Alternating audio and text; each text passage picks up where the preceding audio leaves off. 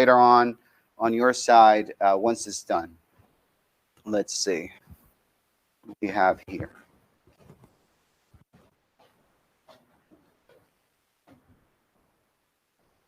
That's okay. Okay. It looks like we start recording.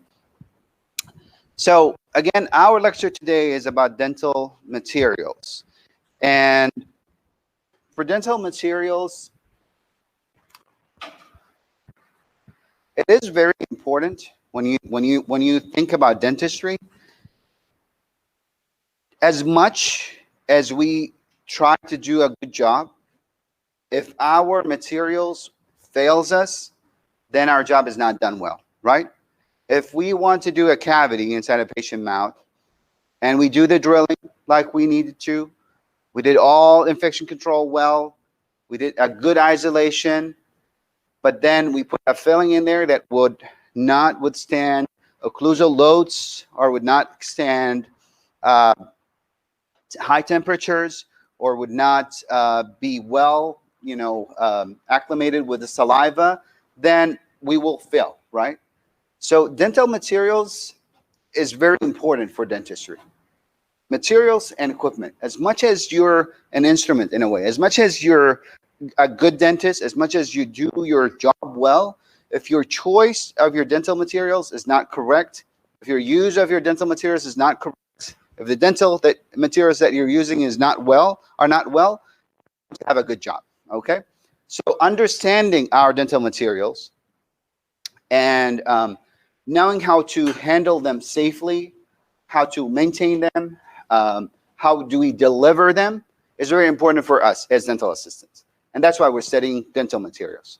To know the properties of these materials, to be able to work with them, to know how we mix them, what is the right way to store them, what is the right way to deliver them, all these kind of things. That's why we're studying this class. Okay?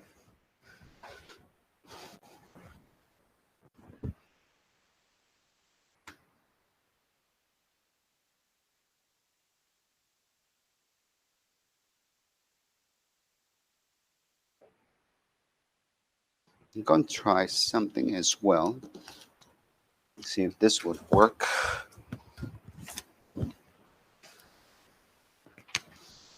Okay. So us as dental assistants, our role definitely would be in preparing, mixing, and assisting the dentist with these materials. In Texas, dental assistants are allowed to do only blank procedures to be done, such as the pits and fissure sealant. What do you think the type of procedures that we can do as dental assistants? Can we do specific procedures by ourselves without the help of the dentist? Yes? What do you think these procedures would be? What are the things that only the dental assistant, well, the dental assistant can do without having the dentist with them? Huh? Flossing? Who said cleaning? Cleaning. What else? What are the things that we can do after you graduate, you get your IEA? What are the things that you can do without having or needing a dentist present in there? You're not testing, you're doing the thing. So we said flossing. We said cleaning. What else? X-rays. Okay, what else? Huh? Making the molds, right? Making the molds. There's something a little bit more also in the lab. What else? We're taking impressions, right? So, and have you heard about pits and fissure sealants before? Most probably, if you have kids, they've done sealants to them. It's just a cover of the teeth. All of these things that we do, are they permanent? No, right? So the things that we can do, at least in the state of Texas, because all states have different laws. In Texas, only what are going to call this? Only you, no. Wait a sec. This would work. As I said, just hang in there. We're getting there. Only reversible procedures can be done by a dental assistant. Okay, that's the word. Okay, and that's what you can type in that blank. And again, I mean, you can maybe put, if you're on paper, you can put slide 1, reversible procedures. It'll be small words. I mean, you don't have to write it on your computer. Again, you can do it on your paper. And again, I'm experimenting with this type of lecturing. So we'll see how it goes. Maybe you don't like it. You'll like it as we go forward.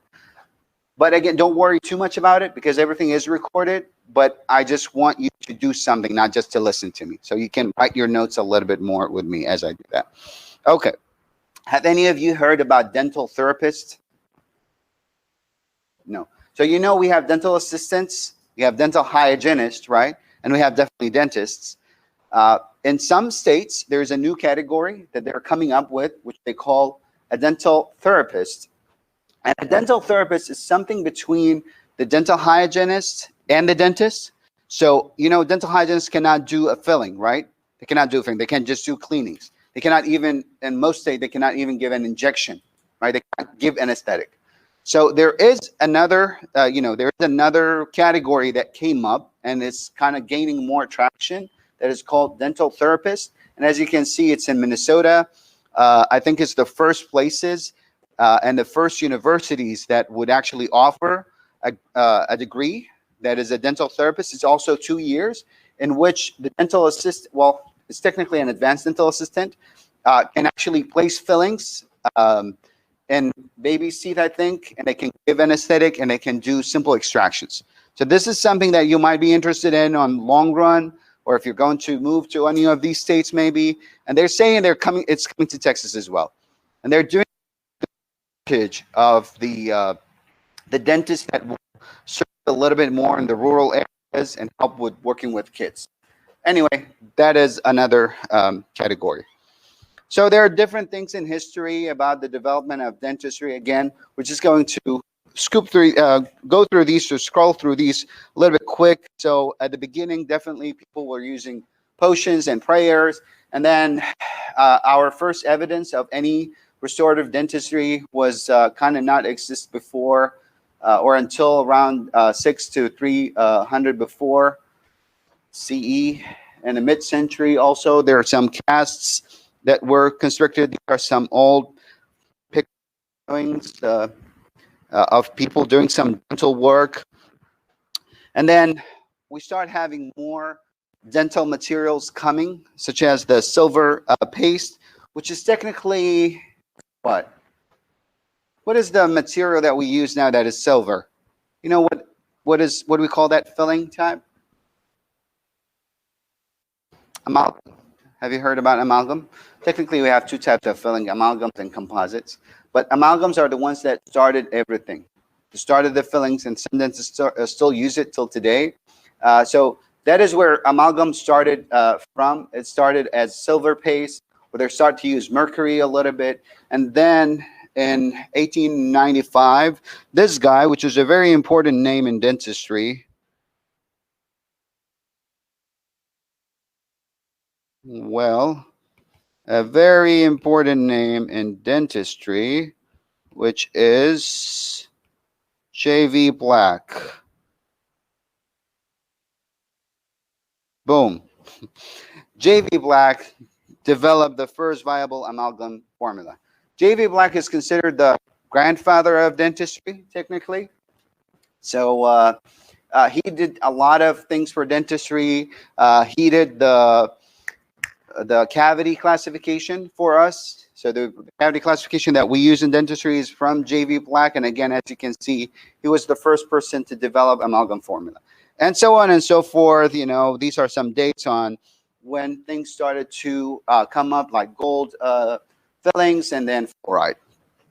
So a little bit of fun fact, they found toothpicks in about 1 million or 1.7 million years ago. They start using the dental picks, or toothpicks.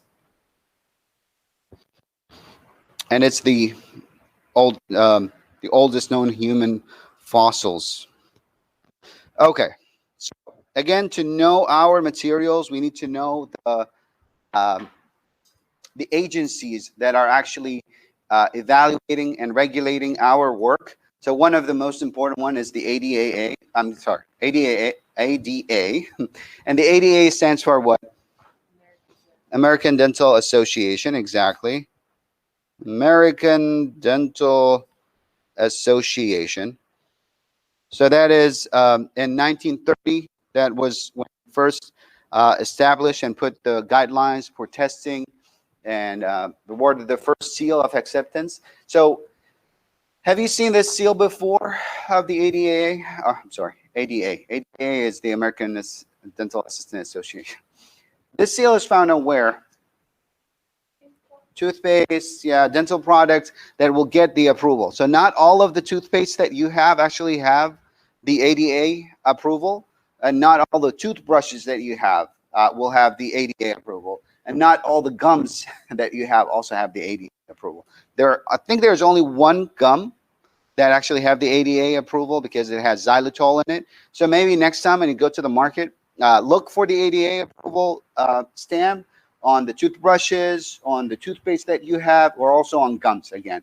And that means the ADA actually have tested, have reviewed, and have approved the use of this material, which it will technically have benefit of use for humans, for the dental health of humans.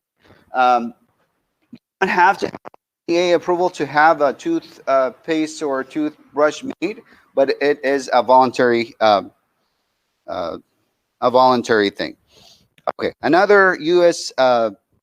Agency that responsible for our standard, which is the FDA, and FDA stands for the Food and Drug Administration.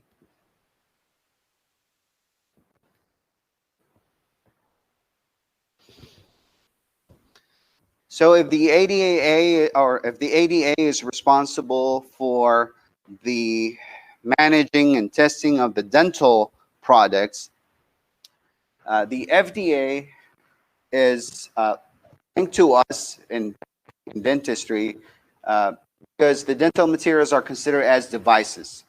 So for the FDA, and they have 3 classes of devices. So you have class 1, which is the lowest risk, which is our examination gloves. Class 2, which is a moderate risk, which is the amalgam and composite. And class 3, which is the most regulated. And these are the implants and bone grafting subjects. So they would also regulate our work. Other agencies as well, the FDI and ISO. And then for the future, as I said again, dental materials are so important for us in dentistry because they would define the job that we do, and they would help us do a better job. So there's always new things coming in dentistry for the dental materials. There are always companies that do different things. Nowadays, they're looking to have a dental material that would reconstruct the tooth, would help the tooth to rebuild itself, which will be like the holy grail of dentistry. Because, if you have something that can regrow the tooth, you don't need to do any fillings anymore, in a way, right? So again, dental materials is really important for these all reasons that we're talking about. Usually I highlight the things that are important.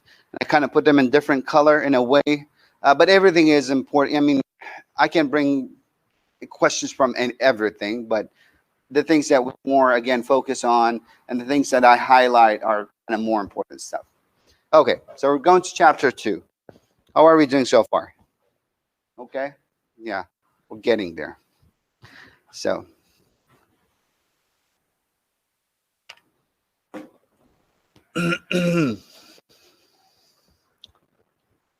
okay, so if we want to classify our dental materials, we'll classify them in 3 different categories.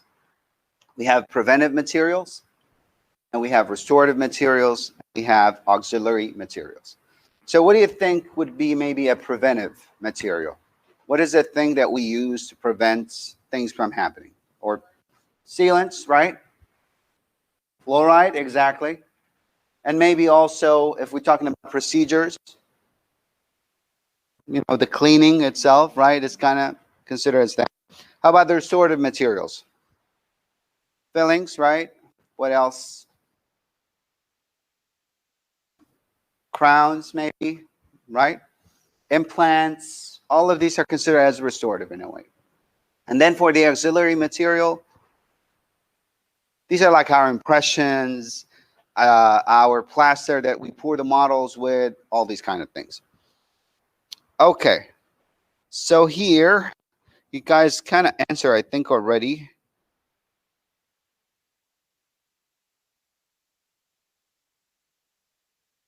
Well, so even mouth guards, fit and fissure sealant. I should be able to select more than one word. There we go. Fluoride. And so we talked about all of these. These are all considered as what? Preventive or therapeutic. So they would prevent the disease or the trauma before it actually happened, right?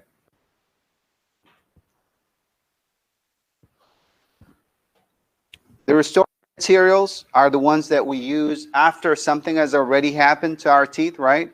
So it is to repair the tooth structure. It can be direct or indirect. So for examples, we already also talked about these examples. And these, yes. One slide.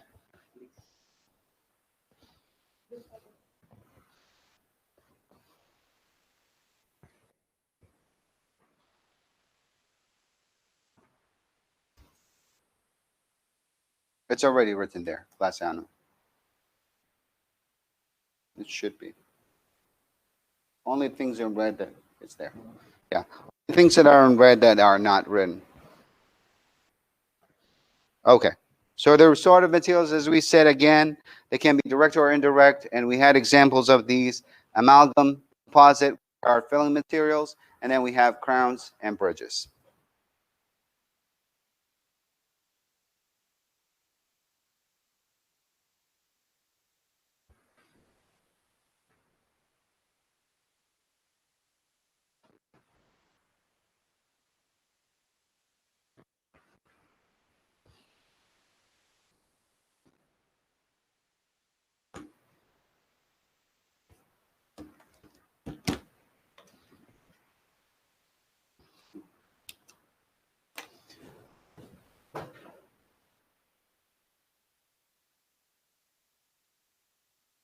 Auxiliary materials, again, these are the ones that would help us fabricate or make the restorative materials. These can include the impression materials. These can include gypsum, and it can be finishing and polishing materials. Again, we're talking here about the types or the categories of the dental materials in general.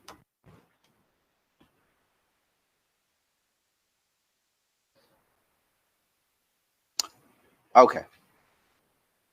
Now we're going to talk about different properties of different dental materials. Before we go further, we're going to take a quick look on the tooth is, or what are the layers of our tooth, of our teeth, just so that we know we can relate to what the things that we're going to talk about in a little bit. Okay, so the tooth is made of different layers. The outermost layer that you see here on the outside, that is the enamel. Okay, we call it the enamel. That's the outer layer. The white part of your teeth, what you see outside, that is called the enamel. It's the most strong structure in our body. It's even stronger than bone, and it covers our teeth. The second layer that comes after the enamel is the dentin. And the dentin makes most of our teeth. So all of this is dentin. All of that is dentin.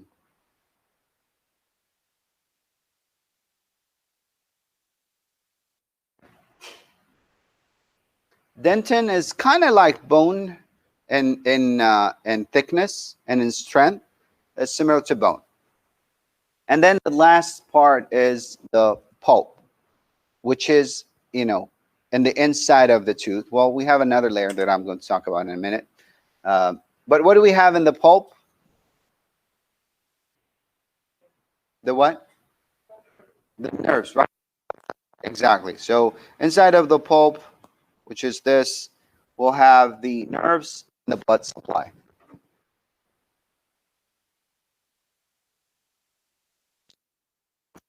Picture that you see, the dentin is covered by enamel, right? But it's also covered by another type of material, cementum. Okay? If you look on the side, we have two parts of the tooth. There is this part, and there is this other part. The top part is called what? A crown, and the bottom part is called a root, right? So the crown is covered by enamel, and the root is covered by cementum, right? So when you look at this again, the dentin, the whole dentin is covered. The whole dentin is covered. In the crown part, it is covered by the enamel, and on the root part is covered by cementum. Okay, so this is just again a general look at our teeth and what they're made of. So just at least know these 4 layers for now, because we're going definitely to go more in depth in them. So it'll be, you have your enamel, dentin, pulp, and cementum. Okay.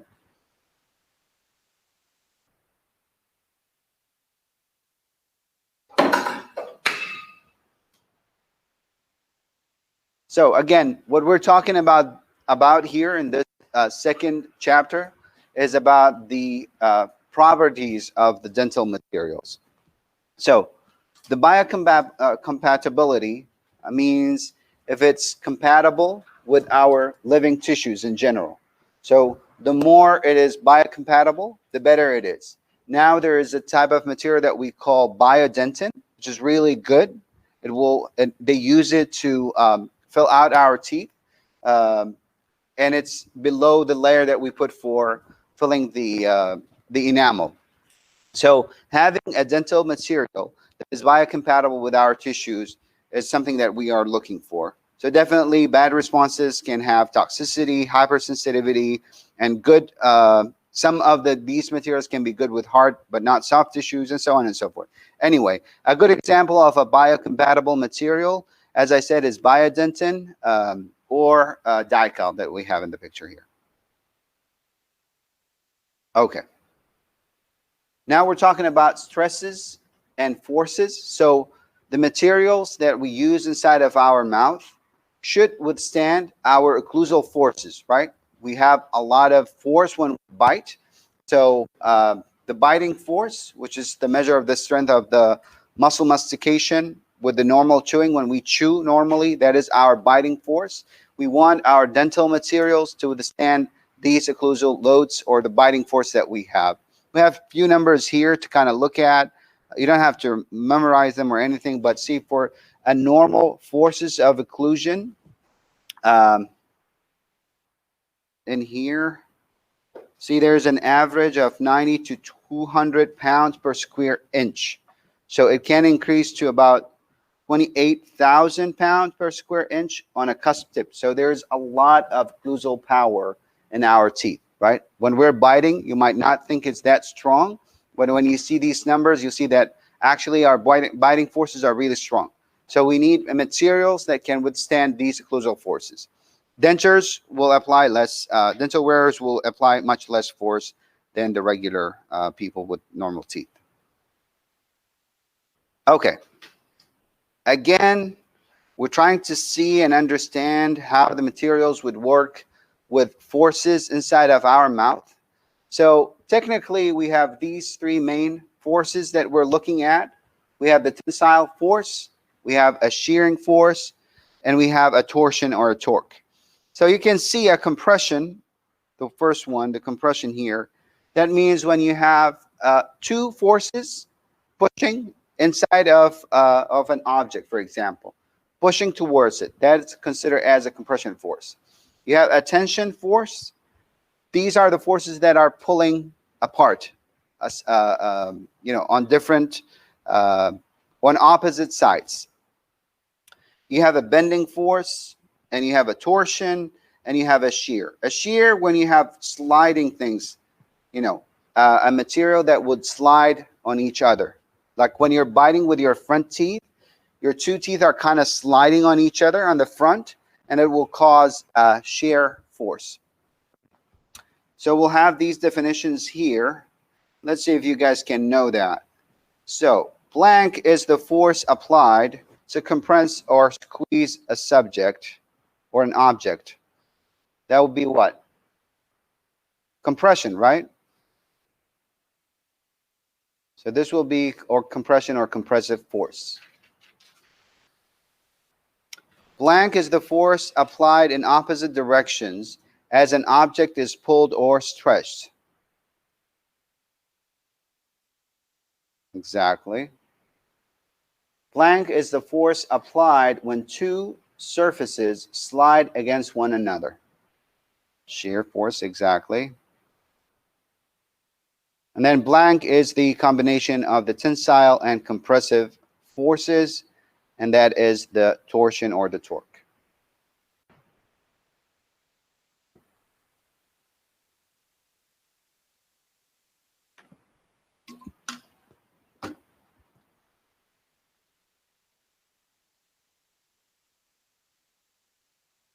Okay, we got these.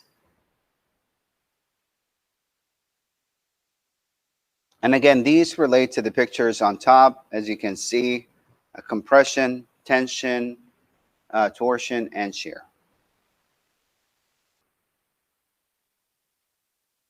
You know who this guy is? Huh? Newton, right? I put his picture here because we're talking about force or stress. So, the third law of Newton, for every action, there is an equal or an opposite reaction. So if you push at anything, even on a wall, there is actually another force that pushing forward to you. And these are the definitions that we have for these forces. So a stress is an internal force that resists applied force. So again, if you're pushing on a wall like here, what the wall would have inside of the wall, you'll have stress.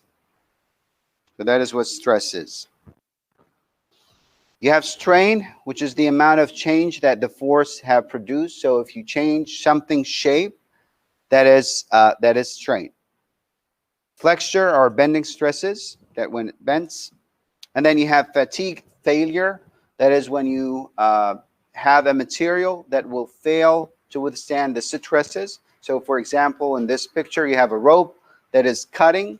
That means it has a fatigue failure because it could not withstand the forces that is applied onto it. A lot of the things that we're going to talk about here are kind of definitions, again, in this chapter, just to get the feel of things. So bear with us with these things. Okay, again, just keep in mind what we're talking about is how our dental materials, what are the properties that we want for our dental materials, and and what are the things that we want them to withstand. Okay, so moisture definitely is something that we want our dental materials to withstand because we have saliva in the oral cavity, right? That's where we drink our food or any type of liquid. So we want our dental materials to definitely withstand a lot of moisture. So we have different types of moisture, as I said, like the saliva. We have all kind of different liquids. You guys know the pH scale? You're kind of familiar with it? It tells you about the acidity or alkalinity of something, right? Of material. So our saliva is about, what do you think on this scale? On the pH scale? Yeah? About 6 to 7. As you can see here in the bottom, our saliva is somewhere around the water, where the water is. milk, which is called technically neutral, a neutral pH. And that's why you see, when you eat any acidic foods, that we always advise not for people not to eat acidic food because it will hurt their teeth. Again, because of the low pH, and it can break down the teeth. And definitely our saliva, because it has more neutral pH, it will kind of put back the pH. And if you see advertisements for gums, you'll see that, when you chew that gum, you'll get your pH level back high to the normal level. Because that's one of the main things that can happen when you have your pH level down. That means your teeth are breaking down, and cavities can happen when the pH level is down.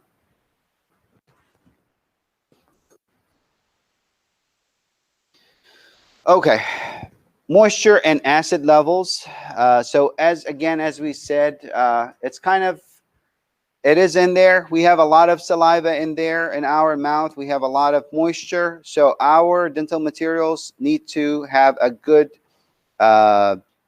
withstand of the moisture, and they will not be soluble, which means they will not dissolve in liquid. So if you have a material that you put in the mouth that will be dissolved in a fluid, which is our saliva, for example, that means it will fail, right? So saliva, as we said here, it's the main solvent in the mouth. And then gold and porcelain are good with saliva. They would not be dissolved, while the tooth-colored restorations are more soluble and might change in mass or color. When we say tooth-colored fillings, we mean composite, the main filling material that we have.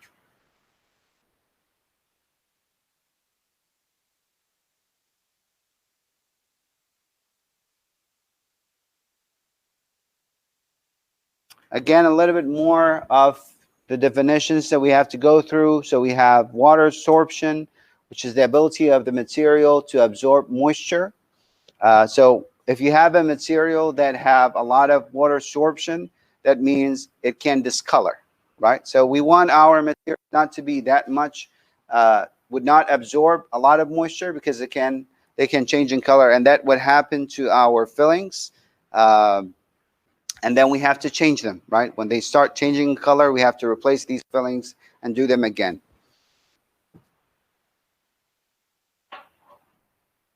Another thing about water absorption is that, we can put dentures, as you know, dentures, they put them in a glass of water as people sleep usually. This would allow them to absorb some water and become a little bit larger and be more able to fit. So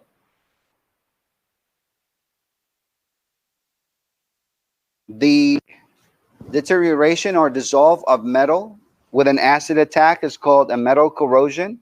And again, here in our modern dentistry, we don't use a lot of metal fillings like the amalgam. That was a main problem with amalgam. It can rust, the amalgam filling. And we also have metal tarnishes, which actually is a discoloration due to oxidation. Again, a lot of definitions in here. That's what it is. Another thing that can happen to the dental material inside of the mouth is galvanism. And technically, galvanism is when you have two types of metals, and because they are two different metals, you can have an electricity, technically, or electrical current that pass through them. You can sit and I'll come to you. Yeah. I haven't, no. Yeah.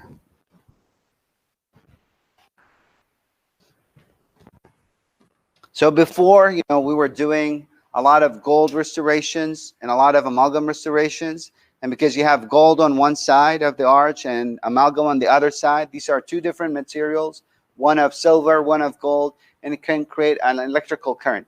So the patient would actually feel a little bit of like electricity going in their teeth, right? So this is what galvanism means, and this is the galvanic shock. what it means. The simulation of the pulp because of the electrical current that can happen between two materials.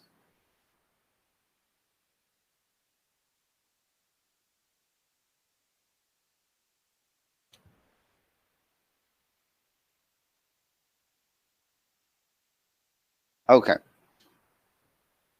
Temperature is another important thing that the materials that we choose should withstand, because we eat food, we drink hot and cold liquids, right? And these hot and cold changes in temperature can alter our materials, right? So if we have a hot or excessive expansion, because of, again, the dimensional change of, because of the temperature, what can it result in if we have a lot of expansion in our dental material? So for example, we put a material inside of the tooth to fill it, and then we have some temperature change where it will expand a little bit. That can cause what to the tooth? Huh? Yes, exactly. So fracture, right? It can actually fracture the tooth if you have a lot of expansion.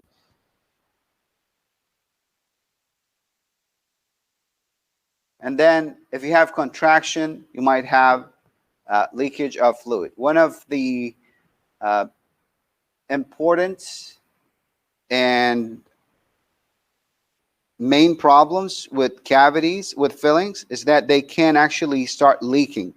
So you make a cavity here, you make a filling here, right? With the normal temperature, everything is sealed. This is technically the tooth here, right? Everything is sealed. Once you start having cooler temperatures, it will contract, and then we'll have an opening, which is called a microleakage. And with a microleakage happen between the filling and the tooth, you can have bacteria in between of them there, and then we can have a recurrent caries, right? And the same time, if we have it with a warmer temperatures, it can expand and it can cause fracture. So these are, again, temperature, and temperature withstanding is an important thing. And what we call a coefficient of a thermal expansion, that is the change in volume in relation to temperature. So how much the material would change with a specific temperature.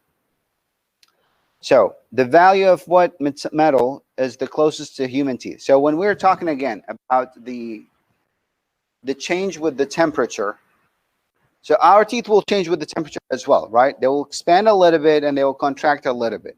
So when we are trying to find a dental material that we use for filling material, we want to make sure that the expansion or the coefficient of thermal expansion is similar to our teeth. So as we said, we have amalgam, we have composite. So which one do you think is more closer or the closest to the human teeth? It's actually gold. So it's not any of these. Gold is considered one of the best material, but it's not used anymore because of the color. Not used anymore. I mean, it's rarely used nowadays because of the color and because dental materials got better. But generally, the way that gold expands and really, really close to filling material. So it is the best material that is closest to the human teeth expansion, thermal expansion, coefficient of thermal expansion. Another definition, which is percolation. So that means when you have a repeated shrinkage and expansion of material, this would open another gap. And again, I already talked about this. So if you see here, you have enamel on one side, and then you have dentin on the other side. And if the filling, which we have here, amalgam, start to expand and contract and expand and contract, we'll start having an opening between the filling and the tooth, and this would have the bacteria coming in and causing problems. So that is what percolation is.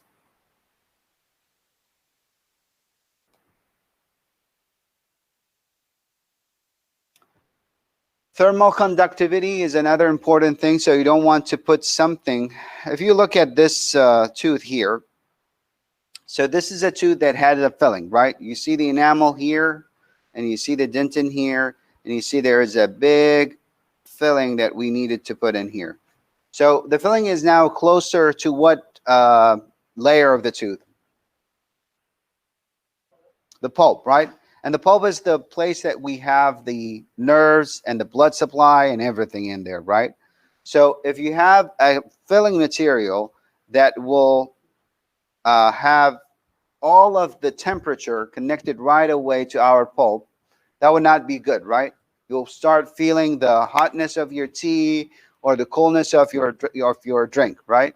So we need to insulate it, and we need to choose materials that don't have too much thermal conductivity or as much thermal conductivity as our teeth. So again, gold is the best thermal conductors, but that doesn't mean it's good for that reason. But again, it's one of the best filling materials that was used before. And for us,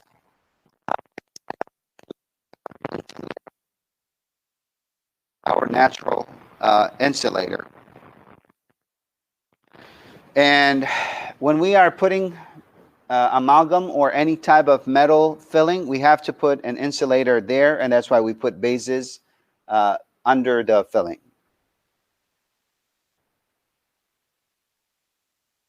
Another definition is an exothermic reaction, and these are the materials that would produce heat when we mix them. We already mixed plaster on Monday, and you guys are going to mix plaster again in this week. So you'll see when we mix plaster and it starts to set, it will start to become warmer. That means it has an exothermic reaction. So any material that will produce heat when it mixes is considered as an exothermic reaction material.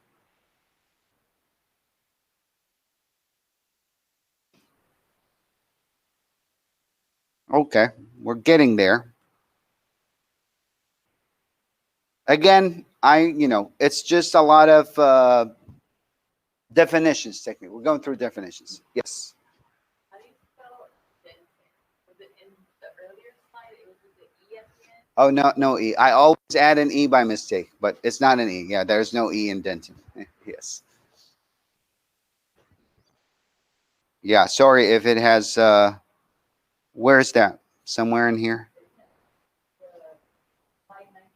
It was the very first diagram of the. Oh. But that wasn't you. That's not. Oh, the picture? No, but yeah, it's without an E. Yeah, but I always add an E. I guess it's, I don't know. But no, it's not. It's without an E. Anyway.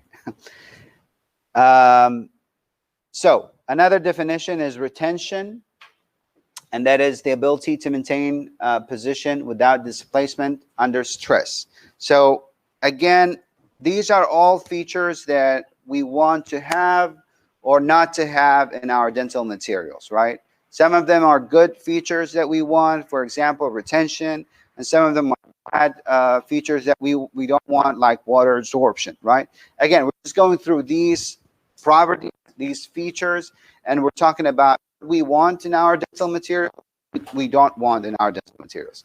So again, retention is the ability to maintain position without displacement under stress. We have two types of retention. You have mechanical retention and you have chemical retention.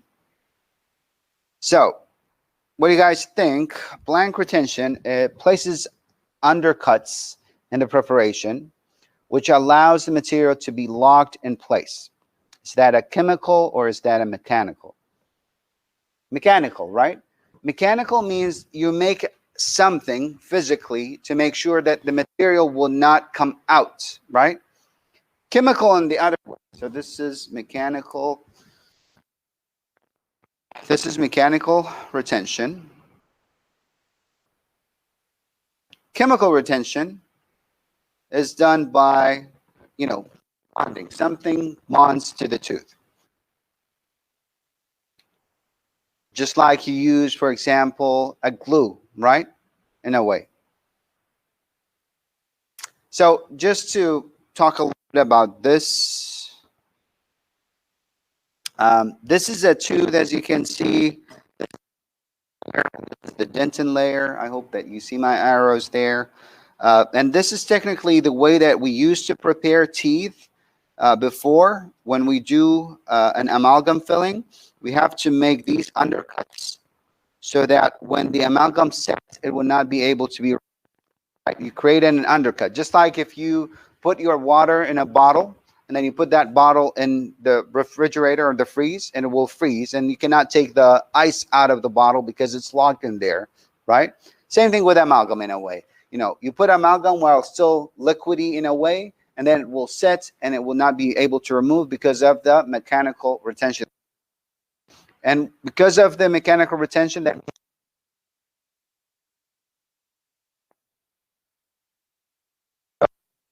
filling, let me see if I have a picture here.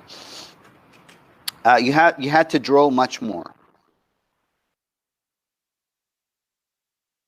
Oh.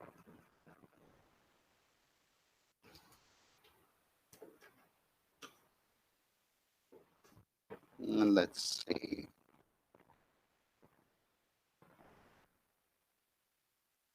Okay. For example, if you have a filling, if you have a cavity here, right?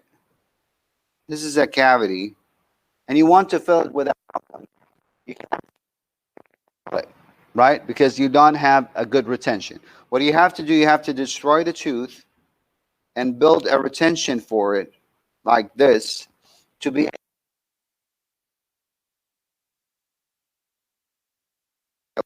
Now, you don't have to do this anymore.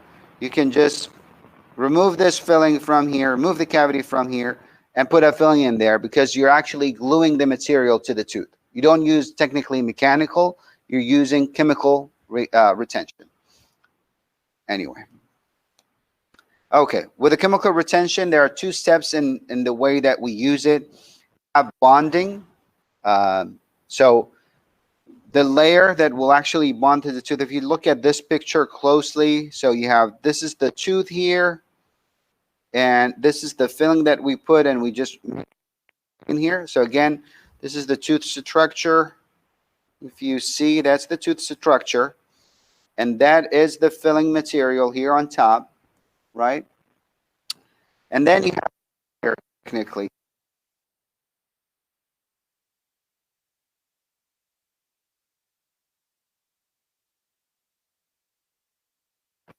So you have bonding and adhesion. So one layer will bond to the tooth, and then one layer would adheres to the bonding of the to the tooth. So two layers in there. And again, we'll go more in depth when we talk about bonding. Okay. There are some other factors that would help us with the retention. For example, wetting. So, and again, a definition of wetting, this is the degree of the liquid adhesion can spread over a surface. So you can see in this picture, have no wetting at all. The liquid is still like a droplet, so it's not wetting the surface. There's a lot of tension. And then you have partial wetting, where it's kind of wetting some of the surface. And then you have perfect wetting here. Viscosity, that is the material ability to flow. Again, a lot of definitions. And these are, again, things that we talk about when we talk about dental materials and their choice. Again, to have a full, successful retention, you would think about the foam thickness. So how much material you can put, or how thin the layer of material that you can put to be able to attach to the tooth. Also, if the tooth surface is not clean, you'll not have a good retention. So surface cleanliness is an important factor in retention as well. Okay, microleakage, we kind of talked about this before. It's when you have an opening between the tooth and the filling that can cause bacteria to go underneath the filling and cause another cavity again afterwards. The aesthetics of the dental material. So again, definitely we want something that would resemble our teeth color as much as possible. So there are a few key terms that we need to know. And they are hue, chroma, and value, as you can see in the picture. So of them is the color, the hue, exactly, and which one is the saturation, chroma, right? And then which one is the brightness, that is the value. Hue, chroma, and value. And technically the picture shows it. You see the hue goes from different colors, and then the chroma goes from really bright to dark in a way. Well, saturated to not saturated, to put it better, and then dark to bright with a value. Okay. Other definitions that we need to know about are radio opaque and no, not radio, sorry, that's radiology. Opaque and lucent, technically translucent and opaque. So if the materials that would allow all the light to pass through is called transparent, definitely. The material that will allow light, that will completely absorb light, opaque, exactly. And then the material that will allow some light to pass, that will be translucent, exactly. Let's talk about that as well in radiology. And again, the picture shows it. You can see in this here, the opaque one is not allowing any of the material to pass through or any of the light. And the translucent is some of the light passing through, and then transparent, all the light is passing through.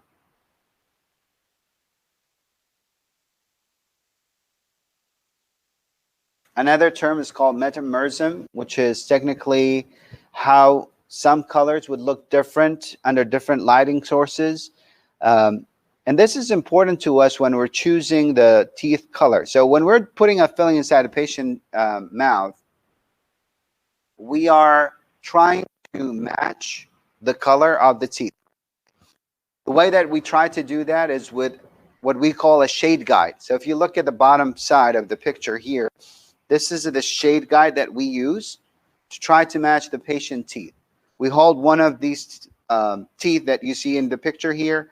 We hold them next to the patient teeth, and then we try to match it as possible. And when we do that, we do it under normal light. We don't do it under like the chair light, because the chair light is yellow usually, and you're not going to see people under yellow light, right? You're going to see their teeth under normal light conditions. So when we choose our coloring, we have to put that in mind, because again, colors would appear different under different light sources. Okay, biofilm. And the biofilm, again, this is how it affects the dental materials, because one of the main thing that can cause the cavity to happen is the biofilm, and that is what we call dental, which is the sticky material that happens on your teeth after you eat. Plaque, right? Dental plaque is technically the biofilm. So the biofilm, which is the dental plaque, definitely it contains bacteria, and this would cause definitely dental caries. So you want materials that would not have plaque to attach to it, and you want it to be more smooth. So again, the plaque will not attach to it.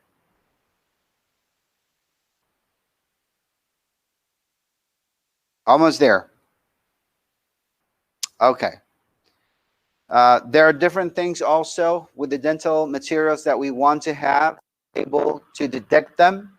So, one example of this slide is we have filling materials that they put inside of it a specific material that will make it radio opaque, which means it will appear in radiology. When we take an X-ray, we'll be able to see that this patient actually have a filling done on their teeth.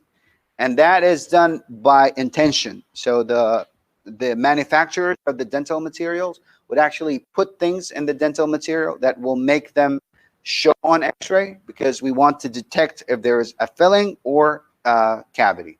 Okay, and that's what this is about, to be able to detect the dental material. And we have different ways. We can see it, just obvious identification, and some of them are difficult. You can have tactile evaluation. Technically, with your Explorer, you can feel if the material is there, and definitely the visual, and then the radiograph, as I said.